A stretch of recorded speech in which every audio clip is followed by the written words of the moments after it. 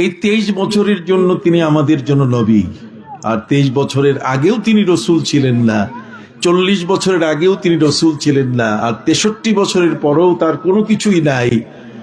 আমরা এমন দাবির সাথে কখনো একমত নই। হাত উঁচু করে বলেন একমত। আমরা কখনো একমত নই।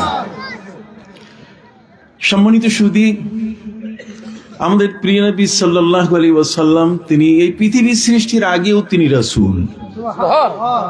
নিগাহে ইশক মস্তি মে, নিগাহে ইশক মস্তি মে তুহি আউয়াল তুহি আখির, তুহি কুরআন তুহি ফুরকা, তুহি ইয়াসিন তুহি তাহা।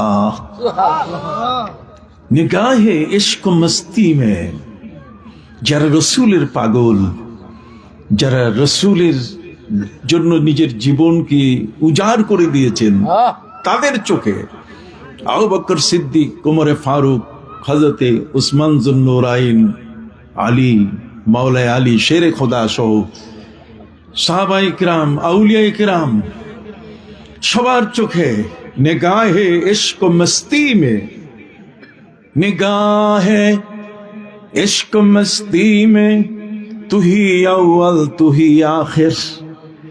আশিকদের চোখে নবী সৃষ্টির প্রথম আর নবী সৃষ্টির কি শেষ। সুবহানাল্লাহ বলেন।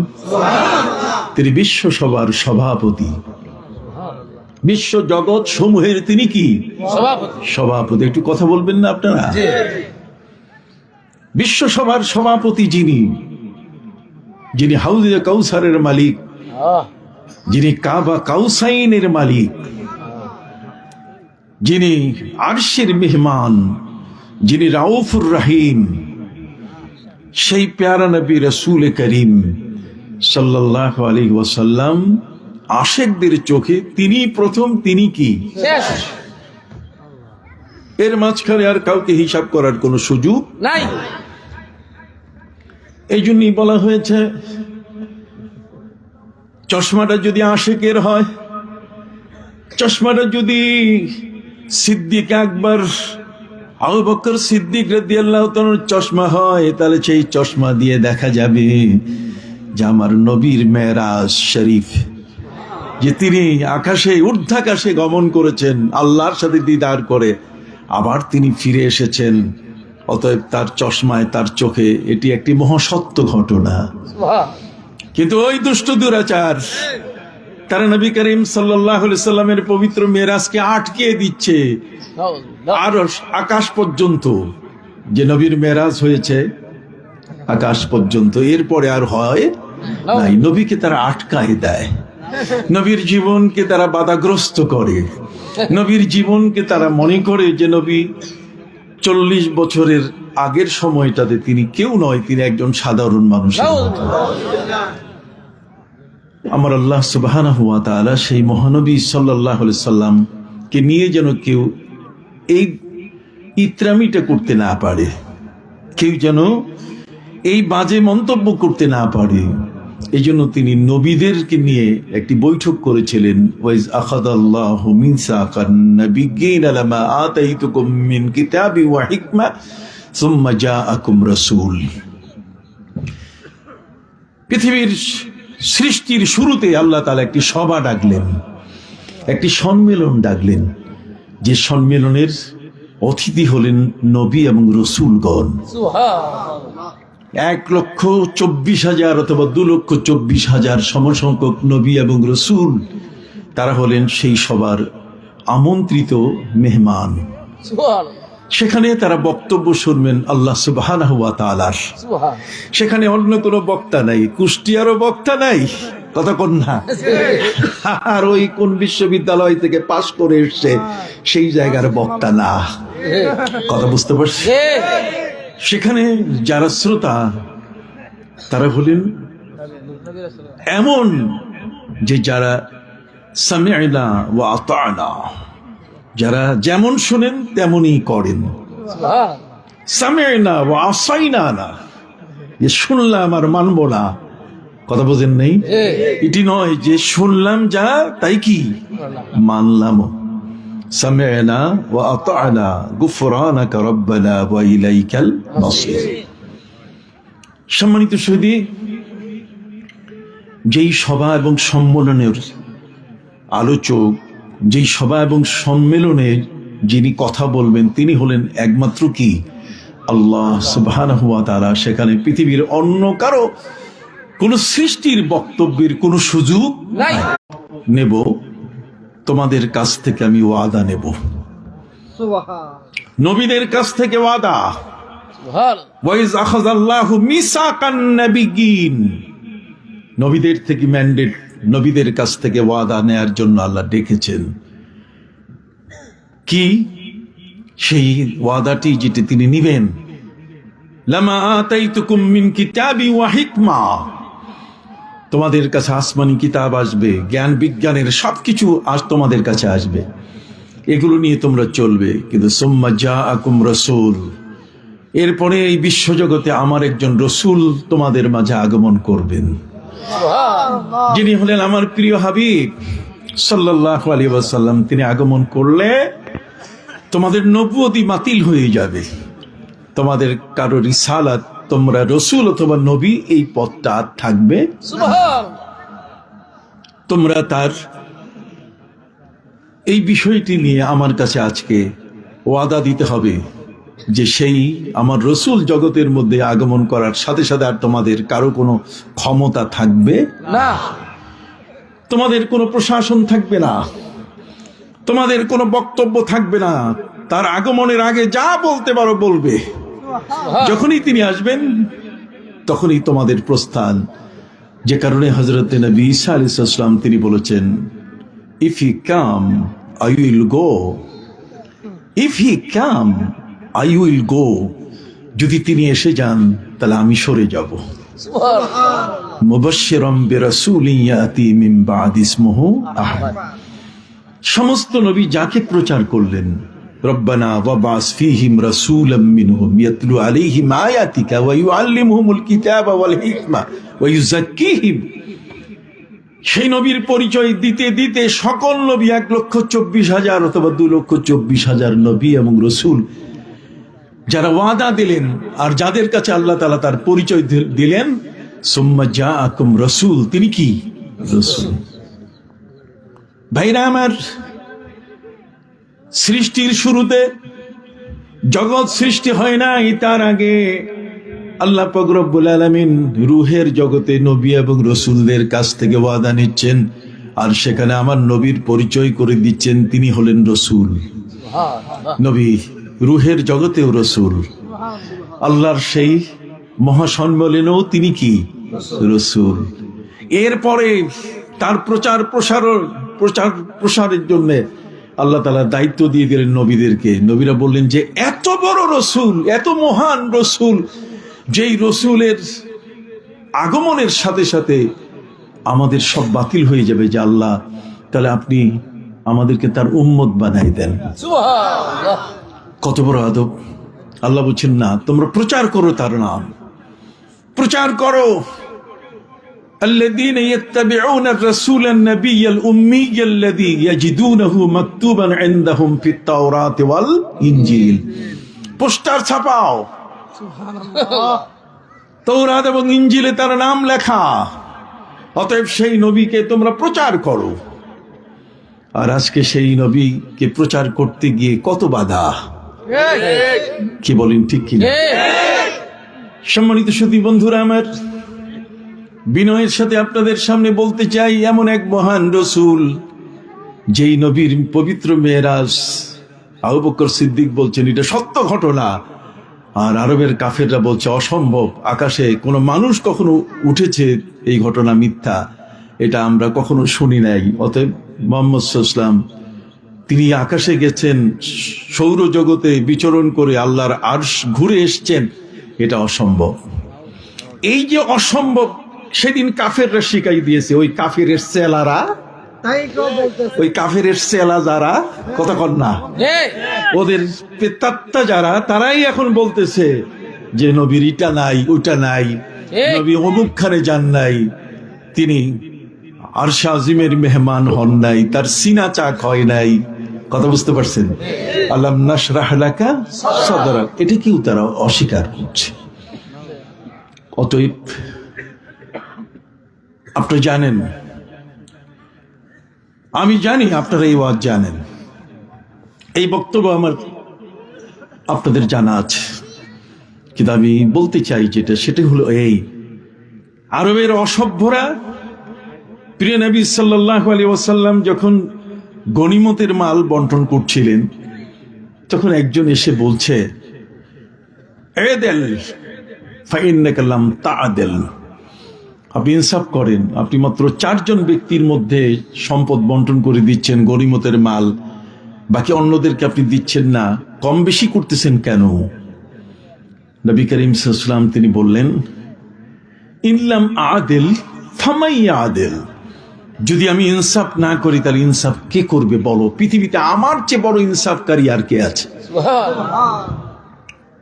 যে মানুষটি সেদিন নবী করিম সাল্লাল্লাহু আলাইহি ওয়াসাল্লামের বন্টনের উপরে আপত্তি তুলেছিল,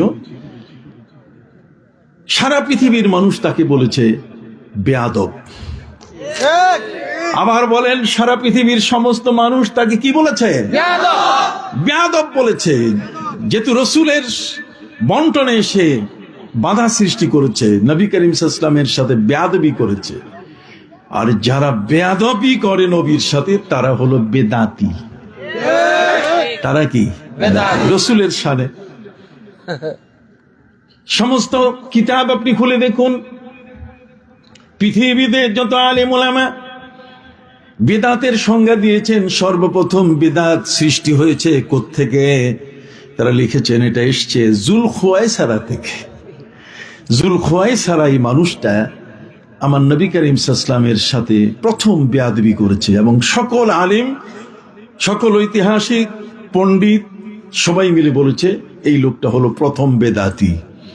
তাহলে নবীর সাথে যারা বেয়াদবি করে তারাই কি?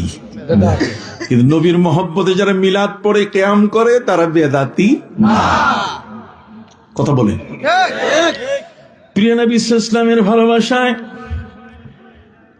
আশহাদু আল্লা ইলাহা ইল্লাল্লাহ, ওই সময় যখন আঙ্গুল, বৃদ্ধাঙ্গুলি চোখের মধ্যে লাগায়, কথা বুঝতে পারছেন? ঠিক আমার নবী সাল্লাল্লাহু আলাইহি ওয়াসাল্লামের ভালোবাসায় যারা নিজের জীবনকে উজাড় করে দেয়। হযরতে মালিক ইবনে সানান প্রিয় নবীকে এত ভালোবেসেছেন যে নবী করিম সাল্লাল্লাহু আলাইহি ওয়াসাল্লামের পেশাব মোবারক পর্যন্ত তিনি পান করে ফেলেছেন।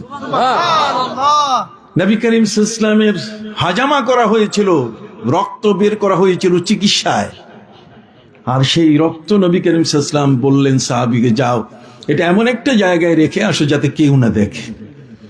সাহাবী নিয়ে গেলেন, ফিরে এসে বললেন যে হুজুর, আমি এটা এমন একটা জায়গায় রেখেছি যেটা কেউ দেখবে না। নবীজি বলছেন একটু ভালো করে বলো কোন জায়গায় রাখছো? সাহাবী বলেন, হুজুর আমার পেটের মধ্যে রাখছি। প্রিয় নবী সাল্লাল্লাহু আলাইহি ওয়াসাল্লামের পেশাব মোবারক যার পেটে, তার ভালোবাসা কি এই বর্তমান যুগের এই সমস্ত দুষ্ট দুরাচার যারা আমার নবীর 40 বছরের আগের জীবনকে স্বীকার করে না, নবুয়তির জীবন হিসেবে স্বীকার করে না, তিনি যে 40 বছরের আগেও নবী, মাতা কুনতা নাবিয়্যা ক্বালা কুনতু নাবিয়্যান ওয়া কানা আদমু বাইনাল মাই ওয়াল তিন, আমি তখনও নবী যখন আদমের দেহ তৈরি হচ্ছে। সুবহানাল্লাহ বলেন। অতএব সম্মানিত সুধী, সেই প্রিয় নবী সাল্লাল্লাহু আলাইহি ওয়াসাল্লামের আশিক যারা, আমার নবী সাল্লাল্লাহু আলাইহি ওয়াসাল্লামকে যারা জীবন দিয়ে ভালোবাসেন, সেই মানুষগুলোর নাম হলো আহলুস সুন্নাহ ওয়াল জামাত। নবীকে যারা ভালোবাসেন তারা হলো আহলুস সুন্নাহ ওয়াল জামাত। সেই আহলুস সুন্নাহ ওয়াল জামাতের সবচেয়ে বড় একটা প্রিয় নাম ইমাম হুসাইন। সুবহানাল্লাহ। সবচেয়ে বড় একটা প্রিয় নাম কি? ইমাম হুসাইন। হযরত ইমাম হুসাইন রাদিয়াল্লাহু তাআলার শাহাদাতে সারা পৃথিবীতে বড় বড় ঘটনা ঘটেছে। মওতার যুদ্ধে, কথা বল না, সেখানে সাহাবায়ে কেরাম, অসংখ্য সাহাবায়ে কেরাম শহীদ হয়েছেন। হুফাজে কেরাম বিভিন্ন ভাবে শাহাদাত বরণ করেছেন। সারা পৃথিবীতে এই ধরনের মর্মান্তিক অসংখ্য ঘটনা ঘটেছে। উহুদের ময়দানে নবী করিম সাল্লাল্লাহু আলাইহি ওয়াসাল্লামের চাচা আমির হামজার কলিজা বের করে চিবানো হয়েছিল, গলায় মালা পরা হয়েছিল। সম্মানিত সুধী, সেই ব্যথা, সেই বেদনার চেয়ে এই উম্মতের সবচেয়ে বড় কলিজার বেদনা হচ্ছে শাহাদাতে ইমাম হুসাইন রাদিয়াল্লাহু তাআলা আনহু, ইমাম হুসাইন রাদিয়াল্লাহু তাআলা আনহুর শাহাদাতের ঘটনা। কেন? যে ইমাম হুসাইন রাদিয়াল্লাহু তাআলা হলেন আমার প্রিয় নবী সাল্লাল্লাহু আলাইহি ওয়াসাল্লামের নাতি, তিনি দৌহিত্র। কথা বলেন, তিনি হলেন আহলে বাইতের একজন সদস্য, তিনি পাক পঞ্জেতানের একজন। জোরে বলেন, তিনি পাক পঞ্জেতানের কি একজন। অতএব পাক পঞ্জেতানের কোন একজনের সাথে যদি কেউ বেয়াদবি করে, মাম্মা তাআলা হুব্বে আলে মুহাম্মাদিন মাতা মাগফুরা, মাম্মা তাআলা হুব্বে আলে মুহাম্মাদিন মাতা তাইবা। আমার নবী সাল্লাল্লাহু আলাইহি ওয়াসাল্লাম বলেন, যারা আমার আহলে বাইতকে ভালোবাসবে, পাক পঞ্জেতানকে, তার মৃত্যু যদি হয় তাহলে সেই মৃত্যুটা হবে নিষ্পাপ মানুষের মৃত্যু। তার মৃত্যুটা হবে একজন তওবাকারী ব্যক্তির মৃত্যু। অতএব সেই ইমাম হুসাইন রাদিয়াল্লাহু তাআলার নামে আজকের এই সংগঠন, এই সুন্নি মহাসম্মেলন, এই হুসাইনের প্রেমিকরা আজকের এই বাংলাদেশে জীবিত রাখার কারণে ওই বাতিলটা থরথর করে কাঁপছে। সম্মানিত সুধী, কারবালার ঘটনা আমাদের ঈমানকে শানিত করেছে। কারবালার ঘটনা ইয়াজিদের প্রেতাত্মা, যারা ইয়াজিদকে হাফেজে কোরআন বলে, যারা ইয়াজিদকে তাহাজ্জুদ গুজার বলে, যারা ইয়াজিদকে বলে বড় ইবাদতকারী, যারা ইয়াজিদের নামের শেষে রহমতুল্লাহ আলাইহি বলে, ওরা আজকে আমাদের মিম্বারগুলো দখল করছে। আমাদের মসজিদের মিম্বারগুলো এখন তাদের দখলে চলে আসছে। সুন্নি যুবক, এই যুব সংঘ, তোমরা এখন রুখে দাঁড়াও। দেশের মতো চলবে, আমরা চলবো কোরআন এবং সুন্নাহ মতে। কথা বুঝতে পারছেন?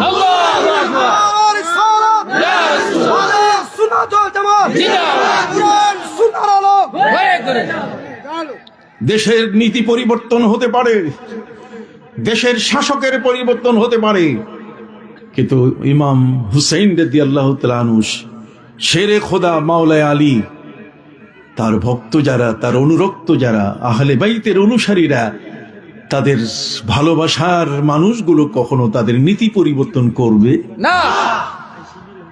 আপনি কি সবাই বুঝতে পারছেন? এই জন্য এর আলোকে আমি আপনাদের সামনে আজকে কিছু কথা বলতে চাই। আপনি কি শুনতে রাজি আছেন? হাত উঠান দেখি একটু রাজি আছেন কিনা। আল্লাহু আকবার, নারায়ে তাকবীর, আল্লাহু আকবার, নারায়ে রিসালাত, আহলে সুন্নাত ওয়াল জামাত।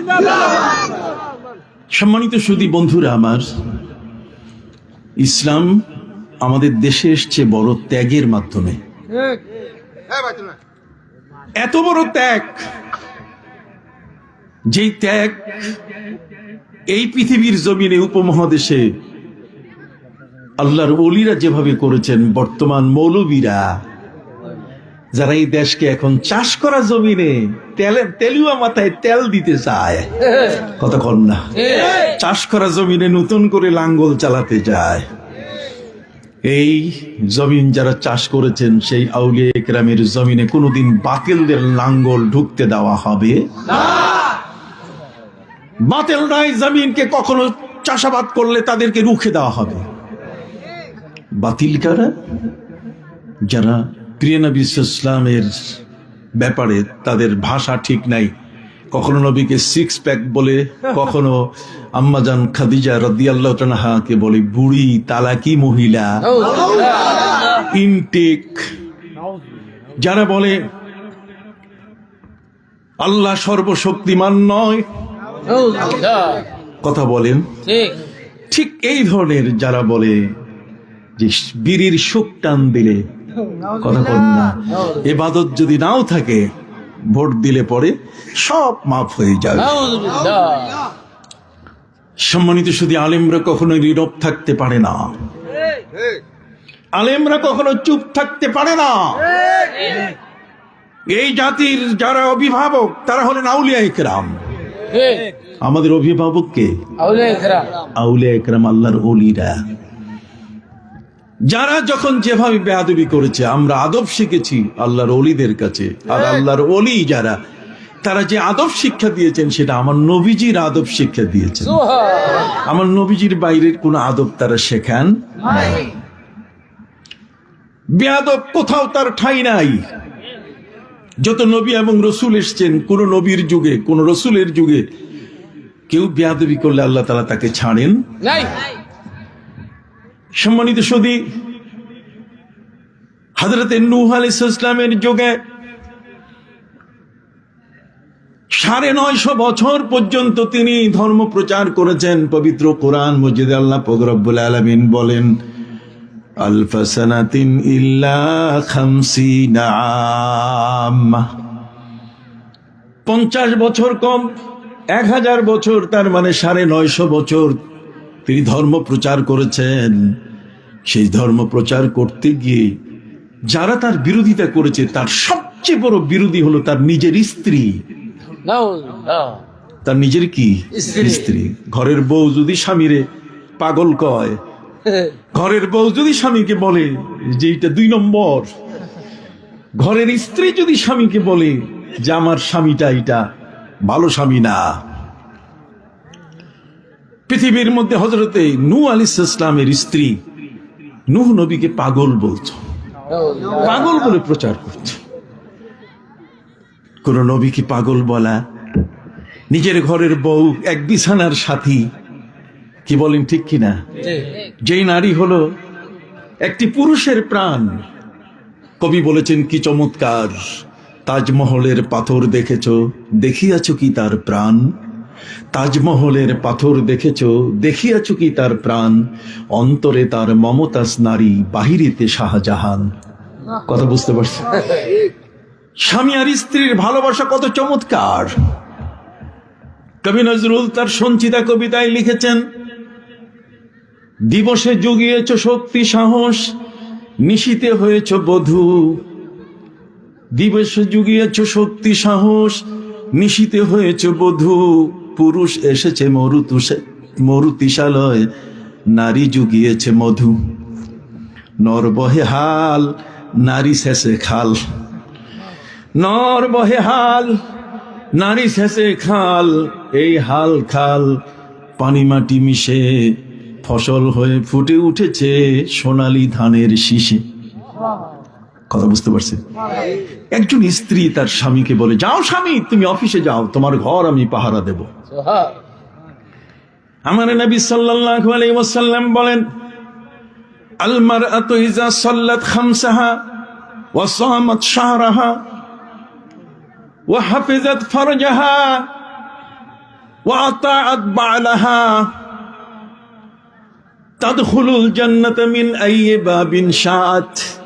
আমার নবী সাল্লাল্লাহু আলাইহি ওয়াসাল্লাম বলেন, কোন নারী যদি ৫ ওয়াক্তের নামাজ ঠিক মতো পড়ে, রোজার মাসে যদি রোজা রাখে, আর নিজের লজ্জাস্থান, নিজের শরমগাহ, নিজের ইজ্জতকে যদি সে হেফাজত করে, ওয়া আহসানাত ফারজাহা, ঠিক অনুরূপ ভাবে ওয়া আতাআত বা'লাহা, আর স্বামীর যদি আনুগত্য করে, স্বামীর উল্টা করে না, আমার প্রিয় নবী সাল্লাল্লাহু আলাইহি ওয়াসাল্লাম বলছেন যে আল্লাহ তাআলা তাকে ওপেন করে দিবেন যে তুমি কোন জান্নাতে যাইতে চাও, তোমার সেই জান্নাতে তোমাকে ঢুকাই দেব। কথা বুঝে গেছে? তাদখুলুল জান্নাতা মিন আইয়ি বাবিন শাআত, যে দরজা দিয়ে হোক তাকে প্রবেশের আল্লাহ তাআলা অনুমতি দেবেন। আপনাদের কষ্ট হচ্ছে না তো? নতুন এসেছি আপনাদের কাছে, কি বলেন ঠিক না? হযরতে নূহ নবীর স্ত্রী নূহ নবীকে পাগল বলেছে। কি বলেছে? একজন নবীকে যদি তার নিজের ঘরের স্ত্রী পাগল বলে, তার ঘরের গোপন খবরগুলো যদি মানুষের কাছে ঘরের বউ কইয়া দেয়, কথা বল না যে আমার স্বামীটা এই কাম করে, তাহলে আস্থা নষ্ট হয়ে যায় কিনা? দিবসে জুগিয়েছ শক্তি সাহস। একজন স্ত্রী তার দিনের বেলায় স্বামীকে বলে, তুমি যাও তোমার অফিসে, তুমি যাও তোমার ঢাকায় ব্যবসার মাল আনতে, আমি তোমার ঘর পাহারা দেব, তোমার সন্তানদের পাহারা দেব, আমি তোমার পক্ষ হয়ে তোমার সংসারকে আমি পাহারা দেব। তোমার রেখে যাওয়া আমার কাছে যে ইজ্জত আছে সেই ইজ্জতটাকে আমি রক্ষা করব।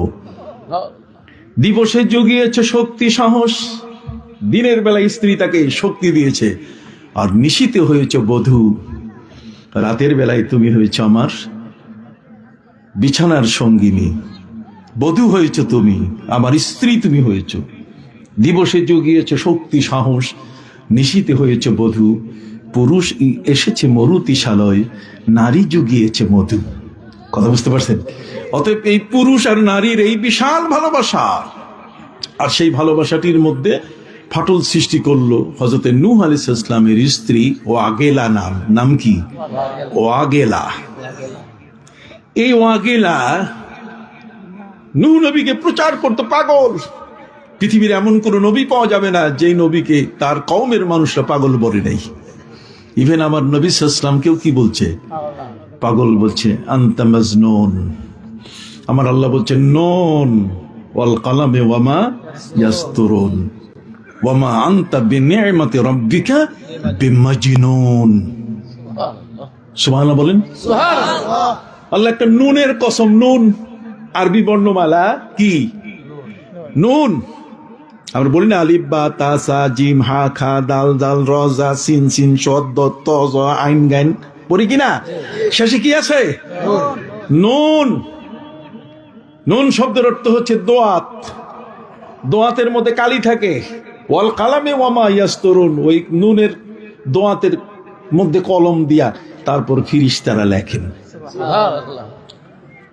নুন হলো একটি মাছের নাম। পবিত্র কোরআন মজিদে আল্লাহ পাক রব্বুল আলামিন তিনি বলেছেন, ওয়াজান্নুন ইয যাহাবা মুগাদিবা। তোমরা নুনওয়ালা নবীর, নুন মাছওয়ালা নবীর জীবনী তোমরা চর্চা করবে, তার জীবনী তোমরা শুনবে। তাহলে মাছওয়ালা নবীর জীবনী যদি শোনা যায়, তাহলে আমার নবীর মিলাদ শরীফ কি শোনা যায় না? একটু হাত উঁচু করে বলেন, শোনা যায় কিনা? আমি দলিল দিয়ে আপনাদেরকে বলে যেতে চাই, রাস্তায় ঘাটে মুড়ির দোকানে, মুদি দোকানে ওই ছোট্ট অটো আর টোটোতে বসে আমার নবীর বিরুদ্ধে কথা বলবেন না, সাথে সাথে প্রতিবাদ, সঙ্গে সঙ্গে না তুমি ঠিক বলো নাই, আমার নবীকে নিয়ে তুমি কিছুই জানো না, তোমার জ্ঞান নাই নবীকে নিয়ে বলার, চুপ থাকো। কথা বুঝতে পারছি? পবিত্র কোরআন মজিদে নবীর হলেন এমন, আল্লাহ পাক রব্বুল আলামিন তাদেরকে মাসুম বলেছেন। নবীগণ হলেন এমন যারা আল্লাহর কথা বুঝেন, আল্লাহর ভাষা বুঝেন, যারা আল্লাহর পক্ষ থেকে ওহী গ্রহণ করার মতো যোগ্যতা রাখেন। আর তাকে তুমি বলে দিলে তিনি সাংবাদিক। কথা বোঝেন নাই? তাকে তুমি এত ছোট করে দিলে, অথচ কোন নবীকে পৃথিবীর মধ্যে কারো সাথে তুলনা করার কোন সুযোগ নাই। নবীকেও তুলনা করা যাবে না।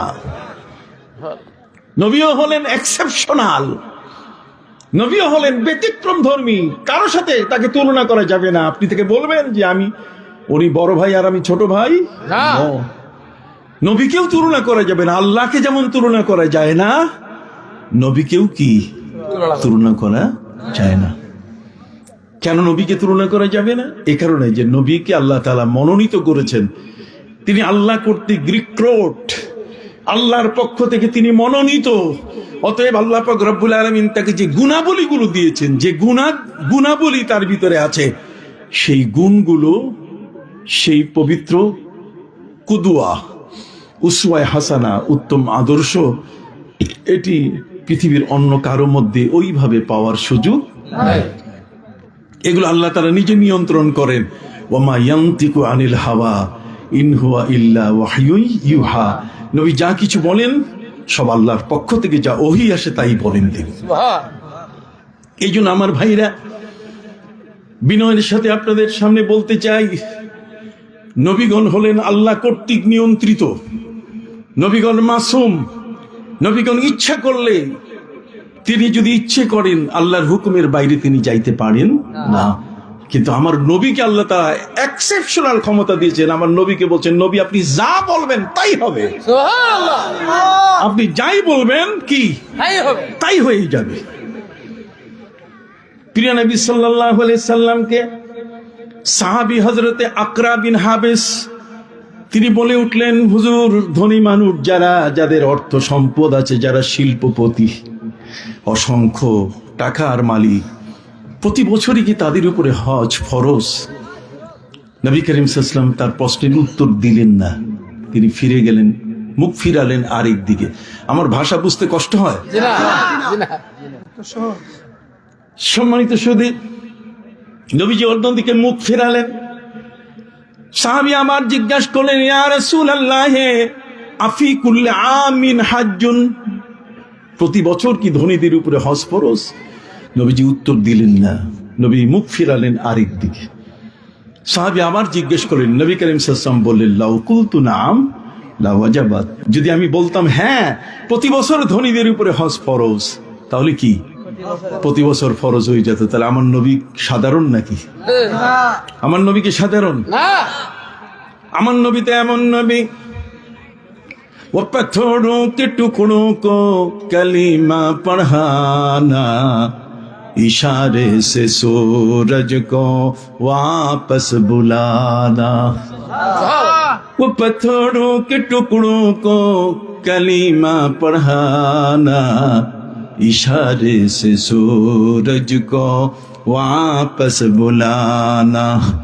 दरख्तों पे अपना कदम, दरख्तों को अपना कदम पे झुकाना, ये हुकूमत नहीं है तो फिर और क्या है।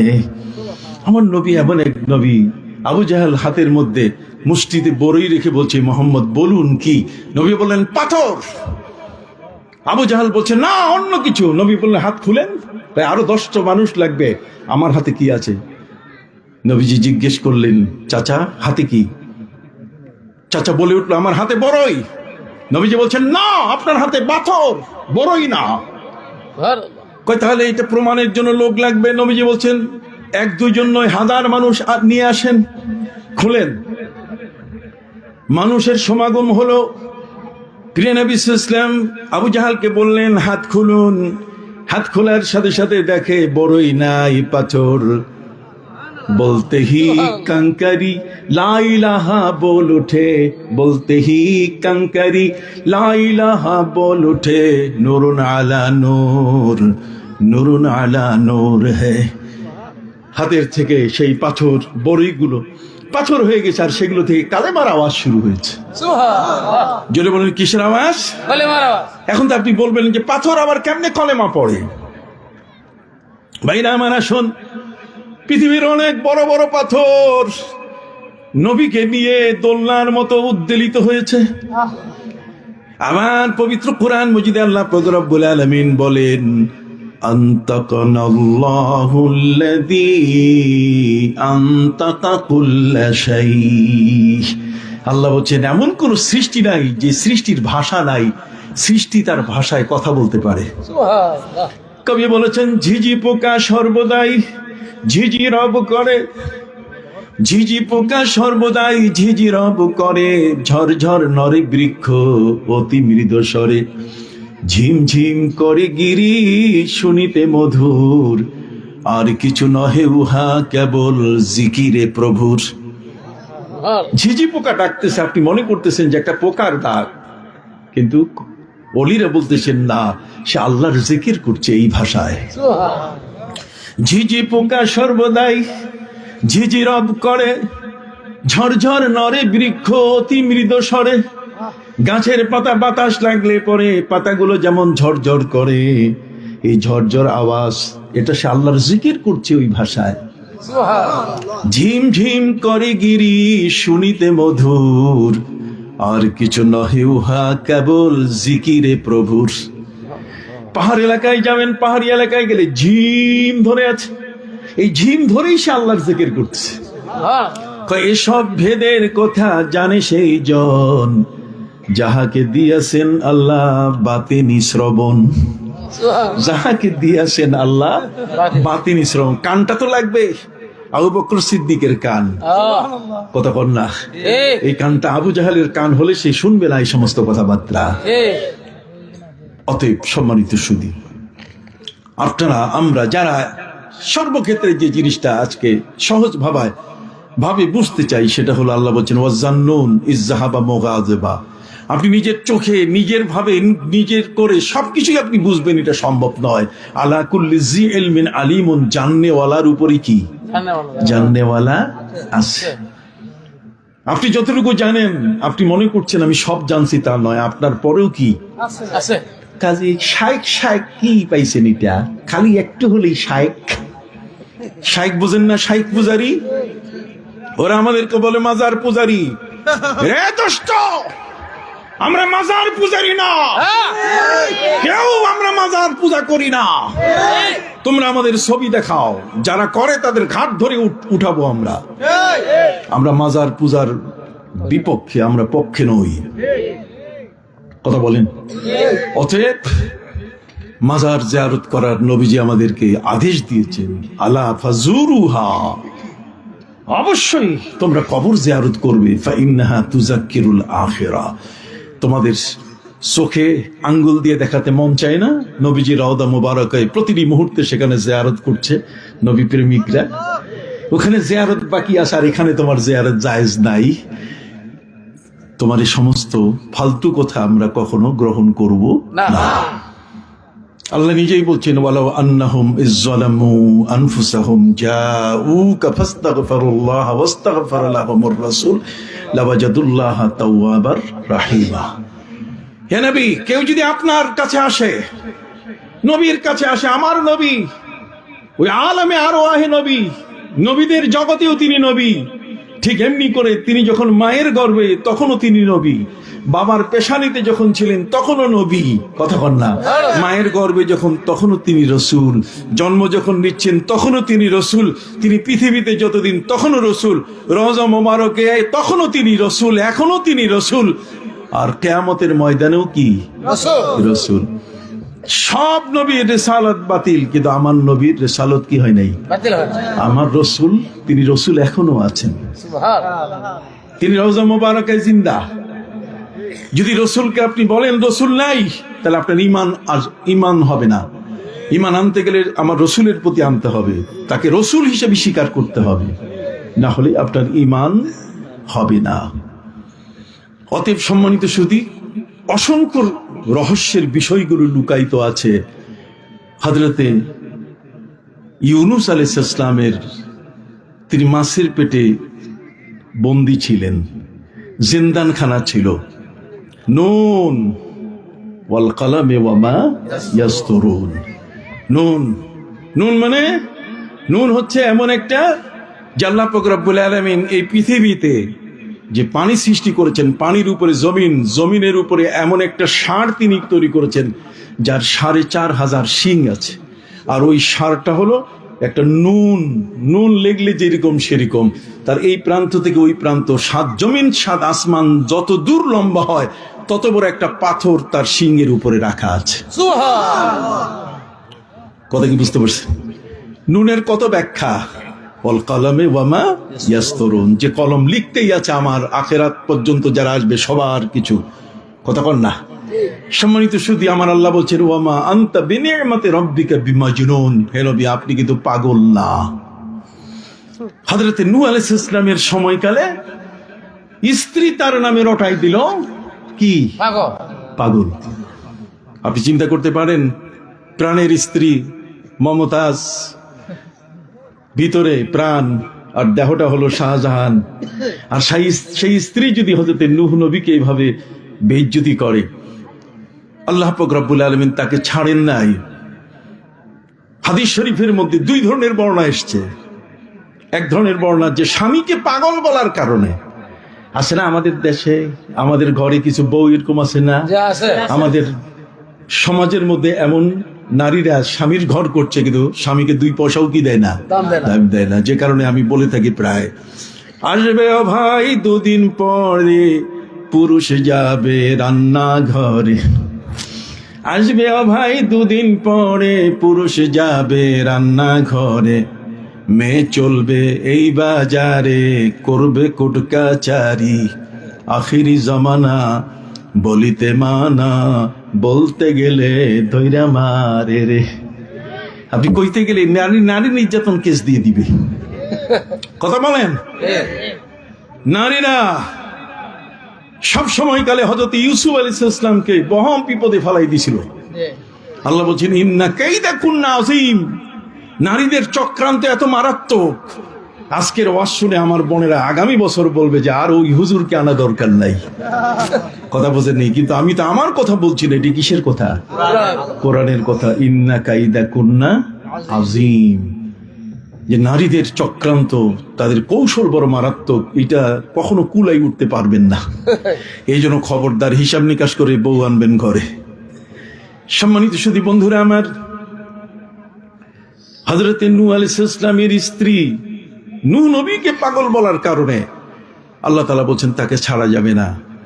দুই ধরনের রিওয়ায়াত এসছে। এক ধরনের রিওয়ায়াত হচ্ছে যে ফেরেশতারা তাকে আগুনে পুড়ায় মেরে ফেলছে।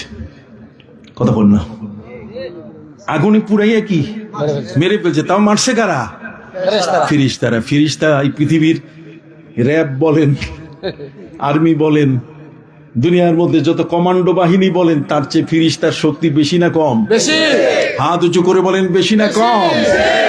তাহলে সেই ফেরেশতা যদি আগুন দিয়ে পুড়ায় দেয়, তাহলে তার আর বাঁচার উপায় আছে? বউয়ের অপরাধ কি? ঘরের স্ত্রীর অপরাধ কি? স্বামীটারে পাগল কইছে। কথা কন না? সম্মানিত সুধী, সেই আল্লাহ এখন আছেন কিনা? সেই ফেরেশতা এখন আছে কিনা? মা বোনরা সাবধান, খুবই সাবধান। স্বামীরে আতাল বাতাল কিছু কইয়েন না। ওয়ালির রিজালে আলাইহিন্না দারাজা, স্বামীর মর্যাদা আল্লাহ নারীর উপরে বাড়াই দিয়েছেন। কথা বুঝতে পারছেন? আর সেটা এমন ভাবে বেড়ে গেছে যে আল্লাহ তাআলা সেই নারীর প্রশংসা করেছেন, কিন্তু যেই নারী স্বামীর ক্ষতি করেছে, দরাবাল্লাহু মাসালান লিল্লাযীনা কাফারু ইমরাতা নূহ ওয়া ইমরাতা লূত। লূত আলাইহিস সালাম তার স্ত্রী এমন ছিল যে লূত আলাইহিস সালামের বাড়িতে যদি কোনো মেহমান আসতো, তাহলে তার স্ত্রী অন্যান্য যুবকদেরকে খবর দিত যে এই মেহমানগুলোর ইজ্জত নষ্ট করো। সমকামী, পুরুষে পুরুষে জেনা, নাউযুবিল্লাহ মিন যালিক। পুরুষে পুরুষে এই ধরনের একটা খারাপ কাজের সহযোগিতা করত কে? হযরতে লূত আলাইহিস সালামের স্ত্রী। সম্মানিত সুধী, আল্লাহর পক্ষ থেকে 9 জন ফেরেশতা এসে গেলেন হযরতে ইব্রাহিম আলাইহিস সালামের বাড়িতে। বুঝেন তো কার বাড়িতে? নবী ইব্রাহিম আলাইহিস সালামের বাড়িতে 9 জন মেহমান। আমার নবীকে আল্লাহ পাক রব্বুল আলামিন বলছেন, হাল আতাকা হাদিসু যায়ফি ইব্রাহিম।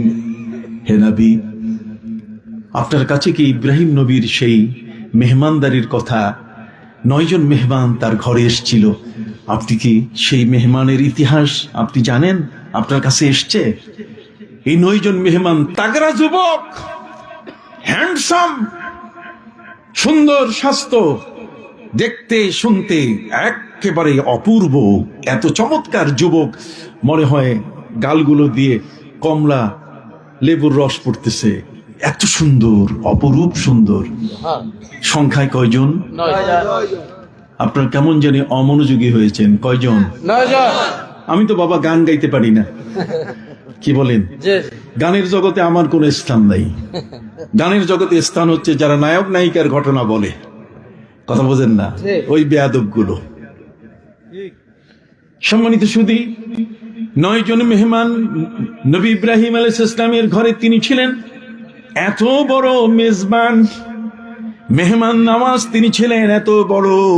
প্রতিদিন সকাল বেলায় মেহমান ছাড়া তিনি সকালের নাস্তা করতেন না। একদিন তিনি মেহমান খুঁজে পাচ্ছিলেন না, তিনি খুঁজে বেড়ানো শুরু করলেন। বহুদূর গিয়ে একজন বৃদ্ধ মানুষকে পেলেন, 80 বছরের বুড়ো।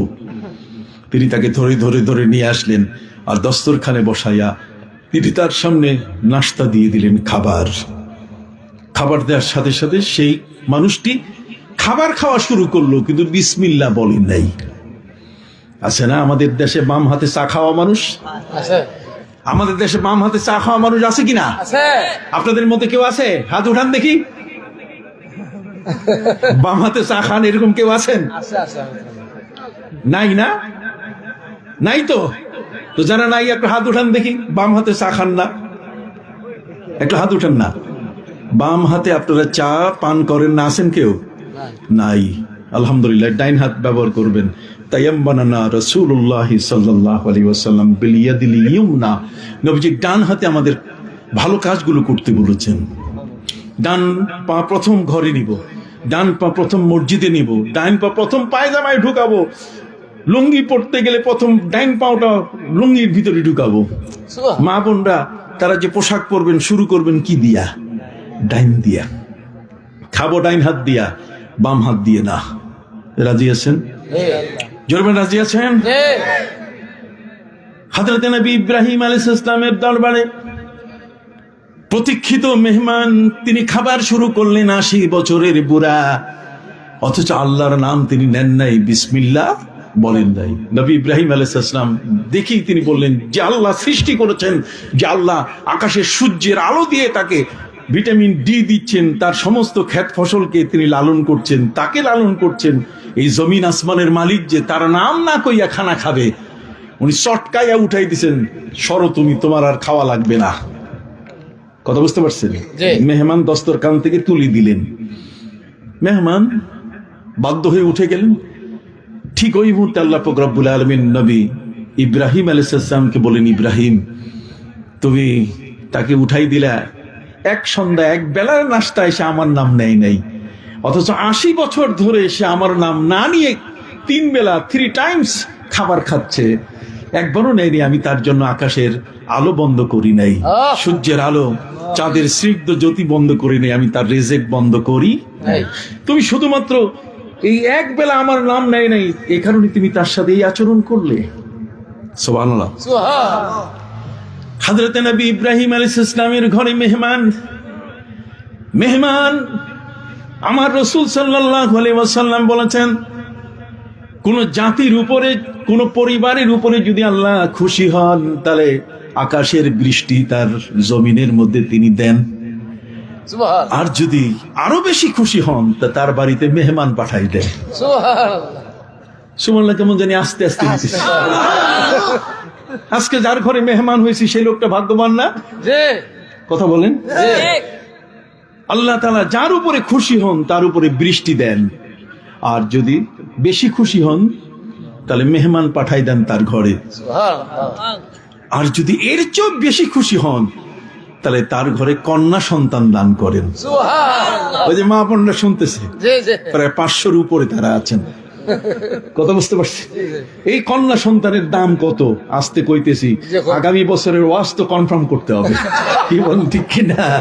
আগামী বছর না হলে এই শীতের পিঠা খাওয়া যাবে না।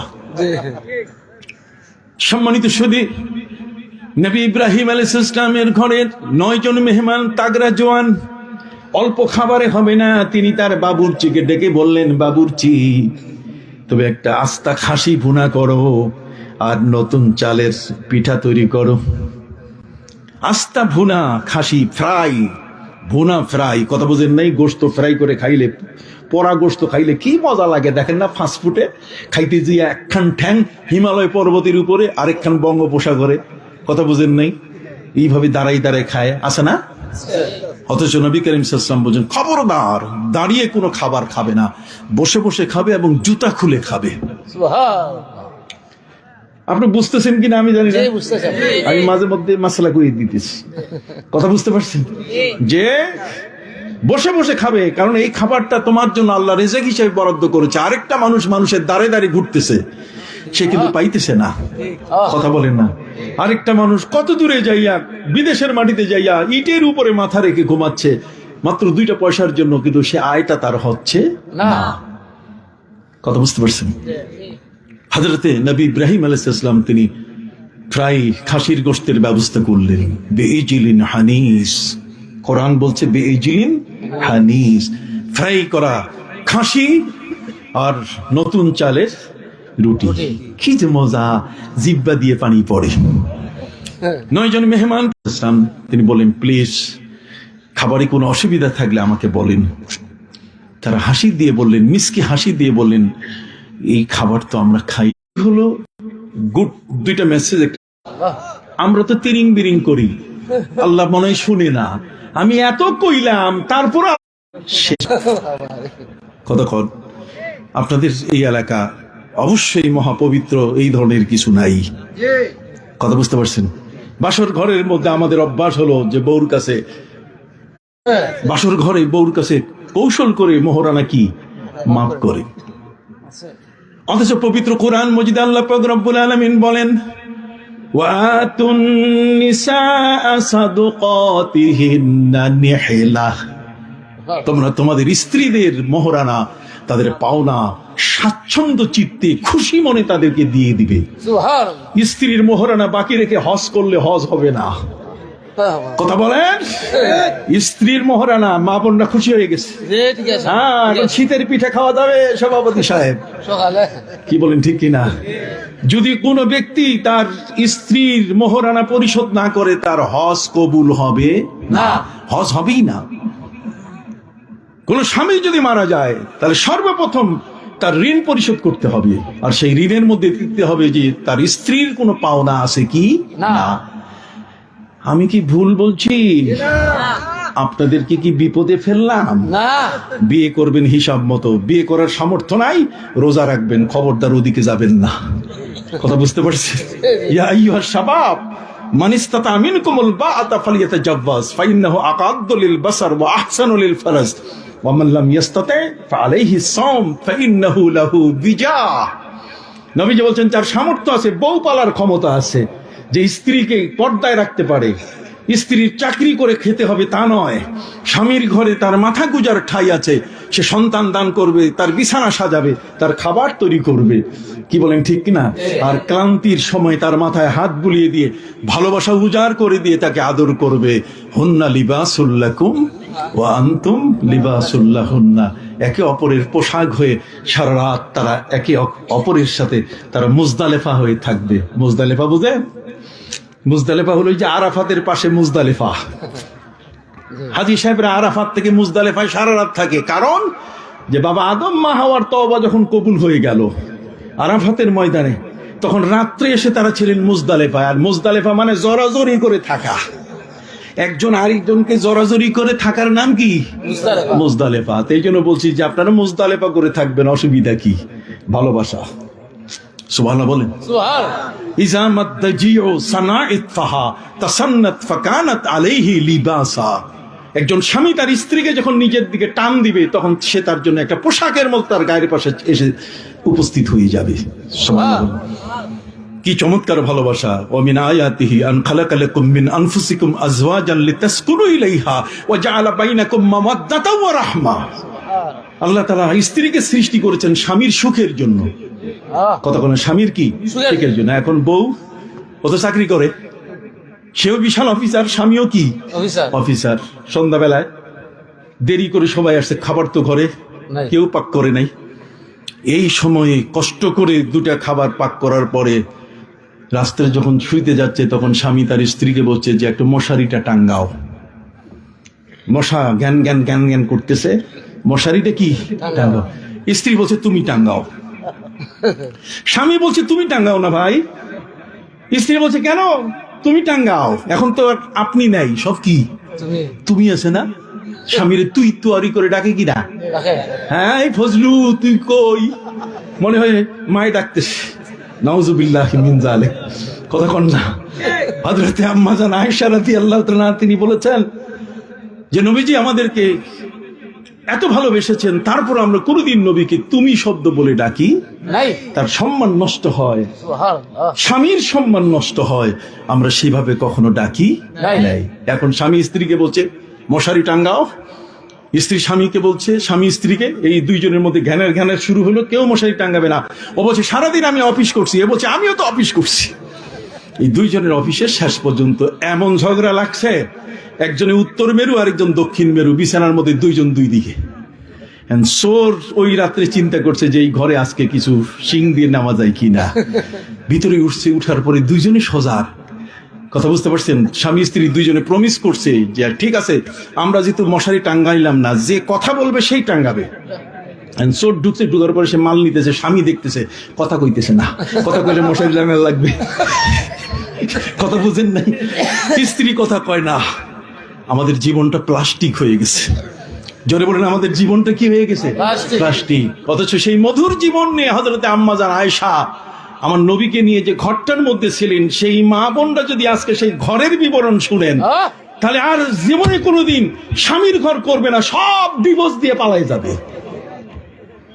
হযরতে আম্মা জান আয়েশা রাদিয়াল্লাহু তাআলা আমার নবীর সাথে যেই ঘরে সংসার করছে, সেই ঘরের বিবরণ যদি কোন নারী, কোন মা বোন যদি শুনে, তাহলে স্বামীকে ডিভোর্স দিয়ে পালাবে।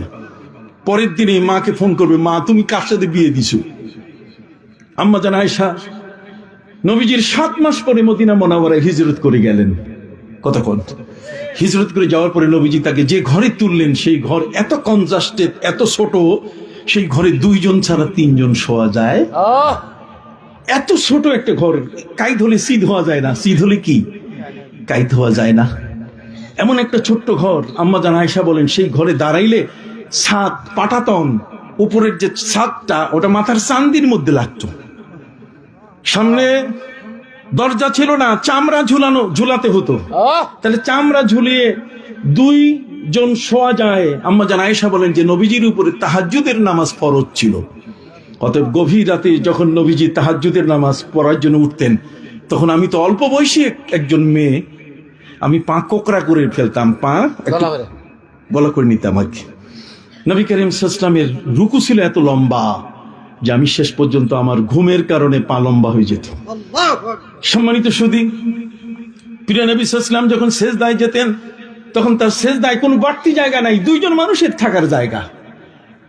আমাদের তো 2500 স্কোয়ার ফিটের ফ্ল্যাট লাগবে, দক্ষিণ দিকে বারান্দা, living room, guest room, kitchen room, কতক্ষণ না। আর নবীর সেই ঘরের মধ্যে আম্মা জান আয়েশা বলেন, এমন এক ঘরে নবীর সাথে সংসার করেছি, যেই ঘরের মধ্যে নবীজি আমি পা সোজা করলে তার সেজদার জায়গা থাকতো না। নবীজি সেজদা করার সময় আমার পায়ে চিমটি দিলে তখন পা কোকড়া করে নিতাম। নবী সেজদা দিতেন, এত লম্বা সেজদা করতেন নবীজি, আমার মনে হতো যে তিনি বোধহয় বেঁচে নাই। তখন আমিও চিমটি দিতাম, চিমটি দিলে নবী পা নড়াইলে বুঝতাম যে নবী বেঁচে আছেন। আর আমরা নামাজে গেলে এই পাশে ওই পাশে, টুপিটা এইভাবে কায়দ, এইভাবে সোজা, এই হাতা কাসা, সারা দুনিয়ার কারবার চলে নামাজের মধ্যে। কথা খেয়াল করেছে? সম্মানিত সুধী, হযরতে আম্মা জান আয়েশার এই ছোট্ট ঘরটি, সেই ঘরের মধ্যে, এই ঘরটা যখন ভাঙ্গা হয়, তখন মদিনার মধ্যে কান্নার রোল পড়ে গেছিল। আমি এর উপরে বই লিখেছি, মদিনার কান্না। কি লিখেছি? মদিনার কান্না। অতএব ভাইরা আমার, হযরতে নবী ইব্রাহিম আলাইহিস সালামের ঘরে মেহমান কয়জন? আলাদা খাস কামরা নিয়ে তিনি তাদেরকে জিজ্ঞেস করলেন। 9 জন মেহমান বললেন, হুজুর ইব্রাহিম, আমরা কিন্তু এই দুনিয়ার খাবার খাই না, আমরা আল্লাহর ফিরিস্তা, আমরা যুবকের রূপ ধরে এখানে আসছি। অতএব 2টা মেসেজ, একটা গুড, একটা কি ব্যাড। গুড মেসেজ হলো এইটা যে আপনি 116 বছর আগে যে দোয়া করছিলেন সন্তানের জন্য, সেই দোয়াটা আল্লাহ কবুল করছে। হযরতে নবী ইব্রাহিম বলছেন যে এই খবরটা আমি একা শুনলে আমার বউ বিশ্বাস করবে না। কতক্ষণ না, আমি আমার বউরে ডাক দেই। তিনি এবার ডাকা শুরু করছেন ঘরণী। ঘরের স্ত্রীকে কি নামে ডাকে? ঘরণী। ঘরণী মানে ঘরের মালিক, উনি অক্সিজেন নম্বর 1। কতক্ষণ না, 1 নম্বর। ওই অক্সিজেন যদি না দেয় তাহলে আপনার ওই ঘরে থাকার কোনো সুযোগ নাই। তিনি ডাক দেওয়া শুরু করলেন, ঘরণী এদিকে আহো। হযরত নবী ইব্রাহিম আলাইহিস সালামের প্রিয়তমা স্ত্রী, বয়স তার 100 বছরের কাছাকাছি। উনি বড় কষ্ট করে নুজু অবস্থায় তার কাছে এসে বললেন, স্বামী কি খবর? কয়, শুনছনি তোমার গর্ভের মধ্যে আল্লাহ আমার সন্তানের ব্যবস্থা করতেছেন। হযরত ইব্রাহিম আলাইহিস সালামের স্ত্রী ওই মুহূর্তে মিষ্কি হাসি দিলেন। ফাদাহিকাত, এখানে হাহা অট্ট হাসি না, এখানে হলো মিষ্কি হাসি। মিষ্কি হাসি দিয়ে দিলেন। ফাদাহিকাত, তিনি বললেন, ক্বালাত আলিদু আলিদু, আমি সন্তান জন্ম দিব। আলিদু ইয়ালিদু, মিলাদ, সব মিলাদ আসতেছে নবী ইব্রাহিমের। আমার নবীর মিলাদ হইলে তখন গা কামড়ায়, তখন গায়ে জ্বর আসে। নবীর মিলাদ পড়লে জ্বর আসে। আর ইব্রাহিম আলাইহিস সালামের ঘরে সন্তান জন্ম নিচ্ছে। স্ত্রীর কাছে তিনি বললেন যে 9 জন ফেরেশতা মেসেজ নিয়ে আসছে, 116 বছর আগের দোয়া কবুল হয়েছে আজকে। সুবহানাল্লাহ।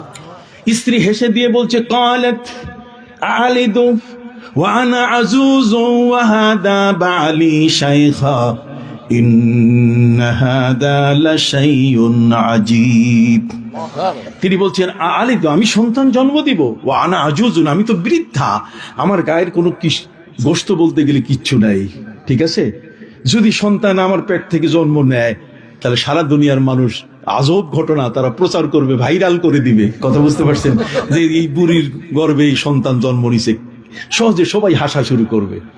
তখন ফিরিস্তারা ওই মুহূর্তে বললেন কালু আতাজাবিনা মিন আমরিল্লাহ, আল্লাহ যদি ইচ্ছে করেন তাহলে মরা গাঙ্গে জোয়ার সৃষ্টি করে নৌকা ভাসাতে পারেন কিনা।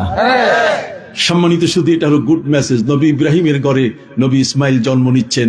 জন্ম নেওয়ার পরে নবী ইব্রাহিম আলাইহিস সালাম দোয়া করলেন আলহামদুলিল্লাহিল্লাযী ওয়াহাবালি আলাল কিবারে ইসমাঈলা ওয়া ইসহাক ইন্না রাব্বী লাসামিউদ দুআ। তিনি বললেন সমস্ত প্রশংসা সেই মহান আল্লাহর জন্য, যিনি আমার বার্ধক্য বয়সে ইসমাইল এবং ইসহাক এই দুজনকে সন্তান হিসেবে দান করলেন, আর আমার রব হচ্ছেন সবচেয়ে বেশি দোয়া শ্রবণকারী। এই জন্য আমরা নামাজের পরে দোয়া করি। কন্যা নামাজের পরে কি খাবার পরে দোয়া করি। মৌলবী কয় যে নামাজের পরে দোয়া নাই, খাবার পরে দোয়া নাই, এই নাই সেই নাই, দোয়া দোয়া। তাহলে দোয়া কোনটা? আমরা যদি একটু দোয়া করি মুর্দাগানের জন্য, কয় বাপের কবরে আগুন লাগবে। এই সমস্ত লোক নিয়ে আমাদের সমাজে আমাদের বাস করতে হচ্ছে। এই গেল মেসেজ কয়টা? আপনি কি বেজার হয়েছেন? মেসেজ কয়টা? দুইটার মধ্যে একটা। দ্বিতীয় মেসেজ হলো যে আমরা আপনার ওই লূত আলাইহিস সালাম উনি যেখানে জর্ডান, ওই জায়গায় আমরা যাব। এই যে একটা ব্যাড নিউজ আছে, সেটা হলো এখানে লূত আলাইহিস সালামের কাছে কোনো মেহমান আসলে তখন তারা এই মেহমানের সাথে সমকামিতায় তার স্ত্রী তাকে দেখাই দিত যে এদের ইজ্জত নষ্ট করো, এদের সাথে জেনা বেবিচার করো। ঘরের স্ত্রী যদি এই কাম করায়, আসে না, স্বামী বিদেশে থাকে আর ঘরের বউ পরকিয়া করে, এখন তো অ্যাভেলেবেল, আপনি খুললেই আপনি দেখতে পাবেন। এই জন্য আমার মা বোনদেরকে বলছি, 2-3 দিকে মিলাইয়া একসাথে ওয়াজ করতেছি। কথা বুঝেন নাই? মা বোনদের বলছে খবরদার, কোরআন কি বলেছে। আসুন পবিত্র কোরআনের মানে আল্লাহ বলছেন ইনিত্তাকাইতুন্না ফালা তাখদা'না বিল কওল ফায়াতমা'আল্লাযী ফী কলবিহি মারাদুন ওয়া কুলনা কাওলাম মা'রুফা। প্রিয় নবী সাল্লাল্লাহু আলাইহি ওয়াসাল্লাম আম্মা জান আয়েশা সহ স্ত্রীদের বলছেন যে আল্লাহকে যদি ভয় করো তাহলে কোনো পরপুরুষের সাথে মোলায়েম স্বরে কথা বলো না। আসলে আমাদের দেশে একটু ফোনে কথা বলে, ভাই যান কোথায় আপনি, কেমন আছেন? কোন মা কোন বোন যদি কারোর সাথে কথা বলে ফোনে, এমনি তো ফোন উঠানোই উচিত না, কথা বল না, কারণ এখন তো নম্বর চিনা যায়। স্বামীর নম্বর কি এটা চিনে না? এরকম বোকা বউ জগতে আছে নাকি? কথা কন, এরকম বোকা বউ তো জগতে নেই, স্বামীর নম্বর তো জানে। কাজে স্বামী ফোন করলে বোঝা যাবে, আপন বাবা আপন মা যদি ফোন করে বোঝা যাবে, কিন্তু থার্ড কোন ব্যক্তি যদি ফোন করে তাহলে এটা তো একটা আননোন নাম্বার। আননোন নম্বর দিয়েই তো বিপদগুলো বর্তমান আসতেছে।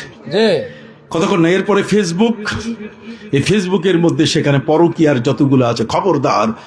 1400 বছর আগে আমার নবীজি পবিত্র কোরআনের আয়াত তার স্ত্রীদের শুনিয়েছেন, ইনিত্তাকাইতুন্না ফালা তাখদা'না বিল কওল, আল্লাহকে ভয় করলে কথায় কখনো নরম কিছু বলবে না। যদি বলে জিজ্ঞেস করে সাহেব কি আছেন, জনাব রফিকুল ইসলাম সাহেব কি আছেন, উত্তর হবে নাই।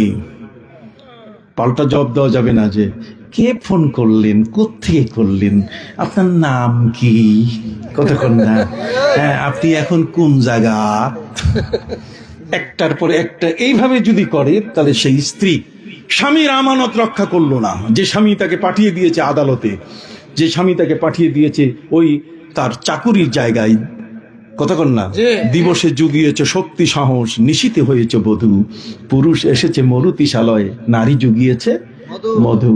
অতএব সেই মধুর মানুষটা যদি এইভাবে পরকিয়া করে স্বামীর টাকা পয়সা সবগুলো লুটপাট করে বাচ্চা কাচ্চা রেখে যদি পালায় যায়, যে স্বামীর ঔরতজাত সন্তান এদেরকে থুইয়া পালাইতেছে, আছে না আমাদের দেশে? আছে, আপনাদের এই এলাকার নাই। এই ভরপুর্ণি এলাকায় এটা নাই, কিন্তু সারা পৃথিবীর মধ্যে বিশ্বজোড়া প্রতিটি মুহূর্তে এই ঘটনাগুলো কি ঘটতেছে, স্বামীর চোখের পানি পড়তেছে। অতএব সম্মানিত শুধু প্রিয় নবী সাল্লাল্লাহু আলাইহি ওয়াসাল্লাম তিনি পবিত্র কোরআনের আয়াত জানিয়ে দিয়ে বললেন, ইনি তাকাইতুন্না ফালা তাহদানা বিল কওল ফায়ান্তমা আল্লাযী ফি কলবিহি মারাদ। কোরআন বলছে যেই পুরুষটার সাথে তুমি কথা বলতেছো সেই পুরুষের অন্তরের মধ্যে একটা নেকড়ে বাঘ এইরকম ভাবে হা কইরা আছে, তোমার একটু সুযোগ পাইলে সে লাফাইয়া তোমার উপরে পড়বে। এটা কোরআনের কথা, সুবহানাল্লাহ বলেন। অতএব স্ত্রীর দায়িত্ব অনেক বড়। সেই স্ত্রী যদি ওই যে উম্মুল খায়ের হযরতে বড় পীর আব্দুল কাদের জিলানী রাহমাতুল্লাহি আলাইহির মা হতে পারেন, তাহলে তার গর্ভ থেকে আব্দুল কাদের জিলানী বাইর হবে। আর না হলে বের হবে কে?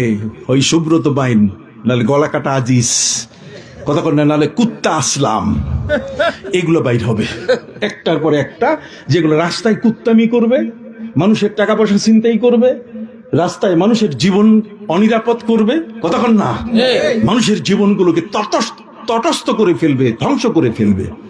এই জন্য সেই মাটাও একটা ভালো মা হওয়া প্রয়োজন আছে কিনা? হাত উঁচু করে বলেন আছে কিনা?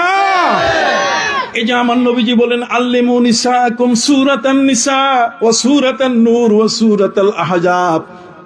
নবীজি বলছেন তোমাদের মেয়েদেরকে গোটা কোরআন পড়াতে না পারলে অন্তত 3টা সূরা পড়াবে। একটা হচ্ছে সূরায়ে নূর, সূরায়ে নিসা, সূরায়ে নূর, সূরায়ে আহজাব। এই 3টা সূরা যদি কোনো মেয়ে পবিত্র কোরআনের অর্থ সহ বুঝে পড়ে, আমার নবী বলেন ওই ঘরের মধ্যে একটা বাচ্চাও দাঁড়াইয়া পেশাব করবে না, একজন স্বামীও বেনামাজি, ওই পরিবারের কেউ কখনো বেনামাজি থাকবে না। এই 3টা সূরা ভালো মতো যদি আমার মেয়ে জানে, তাহলে যেই স্বামীর ঘরে যাবে সেই স্বামীর ঘরটাকে এটা জান্নাতের বাগিচা বানাই ফেলবে। কথা কি আপনি বুঝতে পারছেন? সম্মানিত শুধু ব্যাড নিউজ, হযরতে লূত আলাইহিস সালামের স্ত্রী, কথা বল, লূত আলাইহিস সালামের স্ত্রী এই একটা অপকাম করতো, এটা কি আল্লাহ বরদাস্ত করতে পারেন? না। ফিরিস্তারা হযরতে নবী ইব্রাহিম আলাইহিস সালামকে বললেন যে আপনি আমাদেরকে একটু সুযোগ দেন, আমরা একটু রাতারাতি তার কাছে যাই একটা মেসেজ দিব যে আপনি খুব তাড়াতাড়ি সকাল বেলায় ফজরের আগে আপনি বের হয়ে যাবেন, ফজরের পরে কিন্তু অ্যাকশন শুরু হয়ে যাবে। 9 জন ফিরিস্তা আসছে এই জনপদটাকে ধ্বংস করার জন্য। এই জনপদটা হচ্ছে এরা সমকামী, এরা ট্রান্সজেন্ডার, এরা লেসবিয়ান, এরা গে, কথা কন না, আপনি বুঝেন? লেসবিয়ান, গে এগুলো বোধহয় বুঝেন না। ট্রান্সজেন্ডার হচ্ছে কিছুদিন আগে আমি তো শরীফা গল্পের বিরোধিতা করে 42 পৃষ্ঠা রিপোর্ট দিয়ে তছনছ করে দিয়েছি আমি, কথা কন না, তছনছ করে দিয়েছি। ওরা আমাদের এই গুণগুলো আলোচনা করে না, আমাদের দোষগুলো খুঁজে বেড়ায়, কথা বুঝতে পারছেন? ট্রান্সজেন্ডার শব্দের অর্থ হচ্ছে মন, দেহটা পুরুষের আর মনটা নারীর, মনটা মেয়ে আর দেহটা কি, তার মানে পুরুষের খাঁচায় নারীর মন বন্দী। অতএব সেই নারীর মন পুরুষের খাঁচা, পুরুষ হলো পুরা দেহটা আর মনটা হলো কি নারী। এখন সে চায়, একজন স্বামী চায়, তার স্বামী চাইলে সে স্বামীটা কি মহিলা হবে না পুরুষ হবে? পুরুষ হবে। তাহলে একটা পুরুষ চাচ্ছে কি আরেকটা পুরুষকে, এটার নাম হলো ট্রান্সজেন্ডার। এটার নাম কি? ট্রান্সজেন্ডার। এটা আমেরিকায় আইন করছে তারা যে পুরুষে পুরুষে বিয়ে করা যাবে। নাউজুবিল্লাহ, নাউজুবিল্লাহ। আজ এই বাংলার জমিনে আলেম ওলামা, আহলুস সুন্নাহ ওয়াল জামাত এবং এই বাংলাদেশের মধ্যে এতগুলো মাদ্রাসা, এতগুলো মক্তব, মসজিদ, যেখানে মুয়াজ্জিন আযান হাঁকছে, সেই জায়গায় আমরা বিদ্যমান থাকার কারণে এই ট্রান্সজেন্ডারের এখানে বিন্দু পরিমাণও জায়গা আছে কি? না। অতএব ওরা ট্রান্সজেন্ডার ছিল, ওরা সমকামী। এই জন্য 9 জন ফিরিস্তা নবী ইব্রাহিম আলাইহিস সালামকে বলছে ব্যাড নিউজ, আমরা ওদেরকে ধ্বংস করার জন্য আসছি। যখন তারা সেখানে পৌঁছলেন, নবী লূত আলাইহিস সালামকে বললেন যে আপনি তাড়াতাড়ি বের হয়ে যান। উনি বলছেন এখন আলাইসা সুবহ বিকারিব, কথা কন না, সকাল কি খুব নিকটে? কাহা সকাল নিকটে, আপনি এখন বের হয়ে যান। যখন বের হওয়া শুরু করছেন তখন তার স্ত্রী বলছে যান কই? কয় তুমি আমার সাথে আসো। ফিরিস্তারা বলছেন না, আপনার স্ত্রীকে নেওয়া যাবে না, যেহেতু আপনার স্ত্রী সমকামী, এই খারাপ কাজটাতে সহযোগিতা করে, অতএব তাদের সহ ধ্বংস করে দেওয়া হবে। হযরত লূত আলাইহিস সালাম এবং তার ভক্তগুলো বের হয়ে যাওয়ার সাথে সাথে হযরতে জিবরিল আমিন তার পাখার হাক এমন ভাবে দিয়ে দিলেন, 9 জন ফিরিস্তা একসাথে মিলে পুরা ভূখণ্ডটা যেখানে তারা এই কাজটা করত, ফাজআলনা আলিয়াহা সাফিলাহা ওয়া আমতারনা আলাইহিম হিজারাতাম মিন সিজিলিম মানদুদ। আল্লাহ বলেন পুরা মাটি সহ ওদের বাড়ি বিল্ডিং, ওদের পশু প্রাণী, ওদের ফসল ক্ষেত, ওদের জমি জমা, ওদের পুকুর নদী সবগুলো সহ আকাশে উঠাইয়া এরপরে উল্টাই দিলাম। ফাজআলনা আলিয়াহা সাফিলাহা ওয়ামতারনা আলাইহিম হিজারাতাম মিন সিজিলিম মানদুদ। আর ফেরেশতাদেরকে আল্লাহ বলেন যে পাথর দিয়ে ঢিল মারো সবগুলোরে। তাহলে স্ত্রী এই অপকাম করছে, আল্লাহ তারে পাথর মারার ব্যবস্থা করছেন কিনা? অন্য রেওয়ায়েতের মধ্যে এসছে যে তাকে আল্লাহ তাআলা এমন একটা পাথর বানায় রাখছেন যে পাথরটা জর্ডানে গেলে দেখা যায় যে পাহাড়ের উপরে দাঁড়ানো আছে। আল্লাহ তাআলা তাকে ওই মুহূর্তে আল্লাহ তাআলা ছাড়েন না। যেমন আমার নবী সাল্লাল্লাহু আলাইহি ওয়াসাল্লাম যখন তাইফের ময়দানে পাথরের আঘাতে রক্তাক্ত হয়ে গেলেন, প্রিয় নবী সাল্লাল্লাহু আলাইহি ওয়াসাল্লাম তাইফ থেকে যখন মক্কায় ফিরছিলেন, তাইফ থেকে মক্কায় ফেরার সময় মাত্র 20 থেকে 30 কিলোমিটার দূর আসার পরে নবী ক্লান্ত। আমার নবীজি এত বড় ক্লান্ত যে গা রক্ত মাখা, তিনি একটা গাছের নিচে বসেছিলেন। ওই যুবকরা, তাইফের যুবকরা, তারা খুঁজতেছিল মুহাম্মদ সাল্লাল্লাহু আলাইহি ওয়াসাল্লাম গেলেন কোথায়। খুঁজতে খুঁজতে এসে একজন মহিলার সাথে দেখা হয়েছে। সেই মহিলা তাকে জিজ্ঞেস করছে যে মহিলা, তুমি কি দেখেছো মুহাম্মদ সাল্লাল্লাহু আলাইহি ওয়াসাল্লাম এই পথে গেছে? মহিলা তখন দেখিয়ে দিয়েছে ওই যে ওই গাছের নিচে বসা আছে। কথা বুঝতে পারছেন? যখন এটা বসা আছে তখন আল্লাহ বলছেন যে আমার নবীকে তুমি দেখাই দিলে কেন? আমার নবী তো তোমার সাথে কিছু করে নাই। আল্লাহ তাআলা ওই অবস্থায় তাকে পাথর বানায় রাখছেন। এখনো সেই জেদ্দার পথে যাইতে হাতের বাম পাশে সেই পাথরটা আছে দাঁড়ানো অবস্থায়। নবীর সাথে বেয়াদবি করলে আল্লাহ ছাড়েন না। আমার নবী সাল্লাল্লাহু আলাইহি ওয়াসাল্লাম উহুদের যুদ্ধে যে লোকটা তার দান্দাল মোবারকে তীর মেরেছিল তার নাম হলো আব্দুল্লাহ ইবনে কামা। নবীর দাঁতে তীর মেরেছিল, নবীজি পড়ে গেছিলেন উহুদ পাহাড়ের উপরে। সম্মানিত সুধী, সে আব্দুল্লাহ ইবনে কামা নবীর দান্দাল মোবারকে তীর মেরেছে। আল্লাহ বলছেন আমি ছাড়ি না। ইন্নাল্লাযীনা ইউযুনাল্লাহা ওয়া রাসূলা লা'নাহুমুল্লাহু ফিদ দুনিয়া ওয়াল আখিরাহ ওয়া আ'আদ্দা লাহুম আযাবাম মুহিনা। আমি চরমভাবে তাকে অপমানিত করব